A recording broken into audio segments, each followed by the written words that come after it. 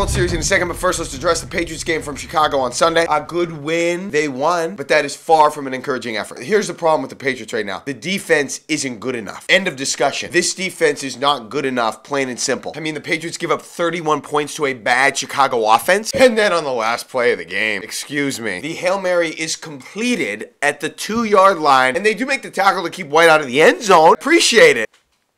Don't let them do that, please. Last year, defensively, they had a slow start, culminating with that debacle against the Panthers at home on October 1st. The problem is, after that game and at this point last year, the defense had sort of figured it out. They had turned things around. Look at the point totals given up by the Patriots defense in October of 2017 compared to this year in October of 2018. The Patriots defense has yet to get this problem under control. Normally, by now, they've figured it out. Another thing I'm worried about is that Dante Hightower clearly doesn't look like Dante Hightower. Now, he said during camp he did a lot to prevent injury this offseason, taking preventative measures. But I wonder if that included bulking up too much, or now he's slow. Too slow. I don't see how this team doesn't make a trade at the deadline. They need to acquire an Akeem Hicks. They need to acquire an Aqib Talib. Players with that level of talent, if they're going to really make a run. Other than one good defensive performance at home against the Dolphins, they've played well in some spots. That's about all you can say. Yesterday was my least favorite kind of win. When the defense plays bad, but the offense still does enough. It's like when you're at a party and they offer you dessert. Well, they have ice cream, but the only flavor they have is avocado. It's ice cream. You take it, but that's not what you're looking for. All right, the World Series gets underway Tuesday night, game 1. What a juicy matchup. You have to say that the Red Sox have a decided advantage. This series is going to come down to, I think, game 2. David Price pitches at Fenway Park, where it's going to be cold, and he goes up against Rich Hill. David Price has to beat Rich Hill. Hey, nothing against Rich Hill. Solid career, 38 years old, from Milton, Massachusetts. But this is Rich Hill, okay?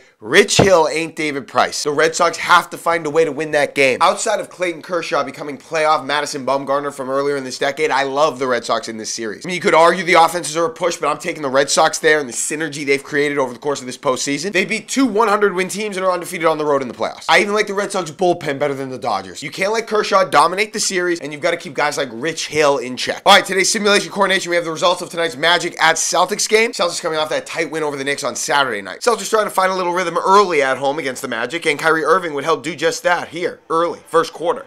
Dancing, getting into the paint, stretching, scooping, and scoring. Irving had the Celtics up early, and then Irving, catch, shoot. For 3, that was good. The Celtics sort of pulled away in the second half, fourth quarter now. Irving driving, dishing, Jason Tatum for 3. That's pure. The Celtics will go on to beat the Magic by the final of 85-77. Irving had a team high 23 points. He also added 6 assists, and according to the Vegas spread of -7, the Celtics cover here by a point. And my lock of the day, I'm taking the over in tonight's Monday Night Football game, Giants at Falcons. Look, the Falcons have a good offense, and they don't have a very good defense. I think the Giants' offense, with all their playmakers, Barkley and Beckham, will get on track enough to put up enough points to help the Falcons achieve the over of 52.5. Have a good one. I'm not on Snapface and all that, so I don't really get those.